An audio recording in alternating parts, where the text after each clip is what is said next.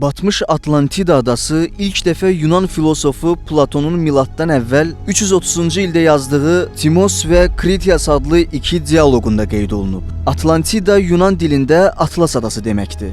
Bəzi fikirlərə görə Platon Afinanı fəth etməyə çalışan, lakin uğursuz olduqda su altında qalan bir sivilizasiyanı təsvir edir. Filosofun rəvayətində Atlantidanın Cəbəllütariq boğazının irəlisində olduğunu bildirir. Bəzi tədqiqatçılar Platonun öz fikirlərini dəstəkləmək üçün Atlantida əfsanəsini yaratdığını iddia edirlər. Bu dialoqlar ideal cəmiyyəti nəyin yaradacağı ilə bağlıdır. Kritias Atlantidanı ideal cəmiyyətin əksi olaraq təqdim edirdi. Nəzəriyyələrə görə bu ada dövrünə görə sürətli inkişaf etmiş və ilk əvvəl dünyaya sülh gətirmək üçün, daha sonra isə yolundan dönən zəngin ütopik bir cəmiyyət idi. Adanın şimal ucundakı dağlar təxminən 555 kilometr genişlikdə və 370 kilometr uzunluğunda böyük bir düzənliyi əhatə edir. Bu ölkədə evlər qırmızı və qara daşlardan tikilib. Evlərin damları qırmızı misdən hazırlanır və günəş işığı dəyəndə parıldayırdı. Bu ölkə adalardan ibarət idi. Eyni zamanda iki görkəmli məbədə də ev sahibliyi edirdi. Məbədlərdən biri Neptun və Kleytonun xatirəsinə inşa edilib. Ölkənin divarları qırmızı, ağ və qara daşlardan, qiymətli metallardan ibarətdir. Burada müəyyən körpülər və su kanalları da var idi. Atlantida hökmdarı Yunan mifologiyasında Poseidon adlanan dəniz tanrısı Neptundur. Neptun burada həyat yoldaşı Kleyto ilə yaşayır. Onların oğulları bu adaların sahibi idi. Oğullardan Atlas adlı biri mərkəzdə yerləşən adanın kralı olur. Qalan oğullar isə dairə şəklində olan digər adaların hökmdarı olur. Və beləliklə Atlantida xalqının onların nəslindən gəldiyi düşünülür.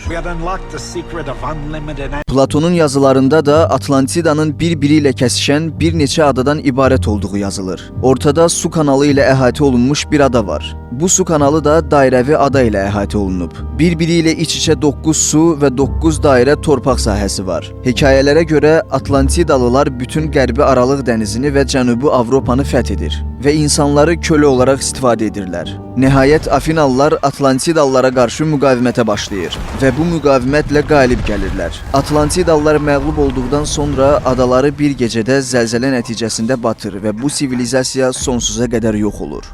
Bu Atlantidanın hekayəsidir. Ada ilə bağlı məlumatlara ilk olaraq Platonun yazılarında rast gəlinsə də, daha sonra 1500-cü illərdə elm adamları Atlantidanın əslində yeni kəşf edilmiş bir Amerika qitəsi olduğunu düşünməyə başlayırlar. Alman elm adamı və geologiyanın öncüsü Kitcher Atlantidanın Atlantik okeanının ortasında kiçik bir qitə olduğunu düşünürdü. 1596-cı ildə Flaman coğrafiyaşünası Abraham Ortelius isə Atlantidanın batmasını qitələrin ayrılması ilə əlaqələndirirdi. Christopher Kolumb isə yeni dünya xəbərlərini Avropaya gətirdikdən sonraki illərdə bir çoxları Amerikanın əfsanəvi Atlantida olduğunu düşünürdülər. Axtarışlar 20-ci və 21-ci əsrlər boyu da davam edir. Bəzi tədqiqatçılar eramızdan əvvəl 1600-cü ildə Santorini adasının və Minos yaşayış məntəqələrinin hissələrini məhv edən bir vulkan püskürməsinə işarət etdilər. 1950-ci illərdə Mary Tarp və Bruce Hazen Atlantik okeanının dibinin ilk tam xəritəsini hazırlamaq üçün ətraflı bir araşdırma aparırlar. Ancaq Atlantik okeanının heç bir yerində batmış adalara aid bir izə rastlamırlar. Bu illər ərzində okeanografiya və okean dibinin xəritələşdirilməsində irəliləyişlərə baxmayaraq, Atlantidadan heç bir iz tapılmadı. Elm adamları sonunda belə bir qənaətə gəlirlər ki, Atlantida heç bir yerdə mövcud olmayıb. Üstəlik tektonik xəttlər Atlantidanın mövcud ola bilməyəcəyini göstərirdi. Çünki dəniz dibi zamanla büzülmək əvəzinə genişlənərək yayılmışdı. Yəni bir sözlə Atlantidanın batacağı yeri yox idi.